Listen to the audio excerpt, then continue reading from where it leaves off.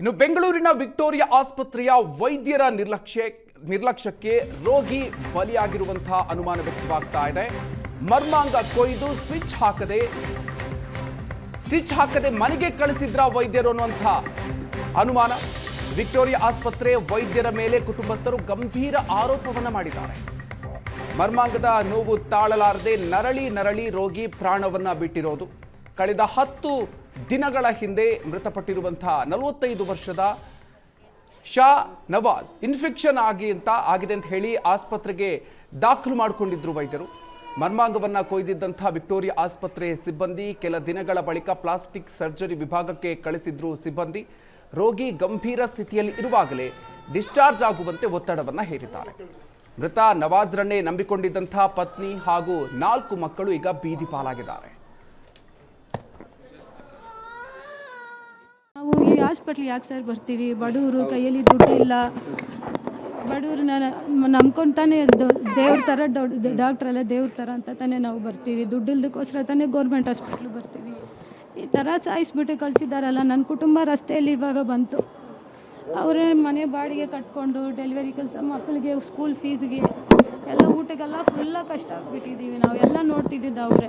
3 ಸಲ ಮಕ್ಕಳ ಸಮೇತ ಸೂಸೈಡ್ ಮಾಡೋಣ ಅಂತ ನಾನು ಹೋಗ್ಬಿಟ್ಟೆ, ಮಕ್ಕಳ ಜೊತೆ ಸೆತ್ಬಿಡೋಣ ಅಂತ. ಅಪ್ಪ ನನಗೆ ಬೇಡ, ಈ ಚಿಕ್ಕ ಮಕ್ಕಳೆಲ್ಲ ಏನು ಪಾಪ ಮಾಡಿದ್ರು ಬೇಡ ಅಂತ ನಮಗೆ. ವೈದ್ಯರು ನಿರ್ಲಕ್ಷ್ಯ ವಹಿಸಿದ್ರೆ ಅವರ ವಿರುದ್ಧ ಸೂಕ್ತ ಕ್ರಮವನ್ನ ತಗೊಳ್ತೀವಿ. ಮೃತ ವ್ಯಕ್ತಿಯ ಸಂಬಂಧಿಕರ ಜೊತೆ ಈಗಾಗಲೇ ಚರ್ಚೆಯನ್ನ ಮಾಡಿದ್ದೀವಿ ಅಂತ ವಿಕ್ಟೋರಿಯಾ ಆಸ್ಪತ್ರೆ ವೈದ್ಯಕೀಯ ಅಧೀಕ್ಷಕ ದೀಪಕ್ ಹೇಳಿಕೆಯನ್ನು ಕೊಟ್ಟಿದ್ದಾರೆ. ಪರಿಹಾರದ ಬಗ್ಗೆಯೂ ಕೂಡ ಯೋಚನೆ ಮಾಡ್ತೀವಿ ಅಂತ ದೀಪಕ್ ಹೇಳಿದ್ದಾರೆ. ಈ ಪೇಷಂಟ್ ಶರ್ಲಿ ಅಂತ ಈ ಪೇಷಂಟ್ ಅವರ ವೈಫ್ ಅವರು ನನಗೆ 15ನೇ ತಾರೀಕು ಬಂದ್ಬಿಟ್ಟು ಒಂದು ಕಂಪ್ಲೇಂಟ್ ಕೊಟ್ಟಿದ್ದಾರೆ.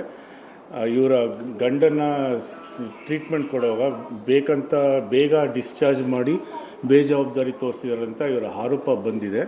ಇವರು 15ನೇ ತಾರೀಕು ಅವ್ರು ಬಂದ ಮೇಲೆ ನಾನೊಂದು ಕಮಿಟಿನ ಫಾರ್ಮ್ ಮಾಡಿದ್ದೀನಿ.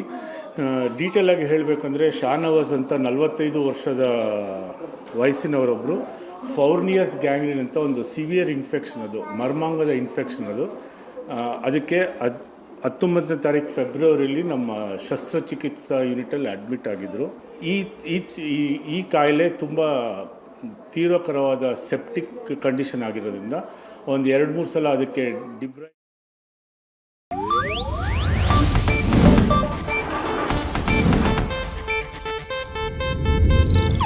ಇದು ಏಷ್ಯಾನೆಟ್ ನ್ಯೂಸ್ ನೆಟ್ವರ್ಕ್ ಪ್ರಸ್ತುತಿ.